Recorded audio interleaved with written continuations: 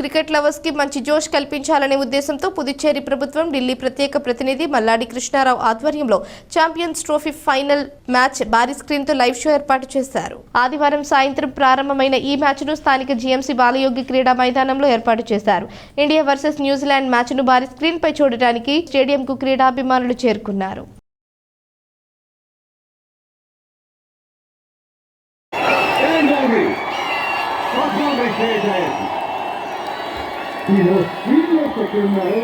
మనకి తెలుసు కావాల్సిన గాలిలో ఉంది, కాస్త కంగారు వచ్చింది మనకి. ఎగ్జాక్ట్లీ నోస్ ఆ ఫీల్డర్స్ ఎక్కడ ఉన్నారు అనేది. వికెట్ లాంగ్ ఆన్ బాల్ ఇద్దరు మధ్యలో ఆడిన షాట్ అది. ఎక్కడ కూడా ప్రెషర్ పడలా. ఇన్ఫాక్ట్ మనం అంతసేపు గాలిలో ఉంటే మనకి ఏమైనా గాలి హోల్డ్ అయిందా అన్నట్లుగా అనిపించింది. అబ్సల్యూట్లీ ఫెంటాస్టిక్ గ్యాప్ అది.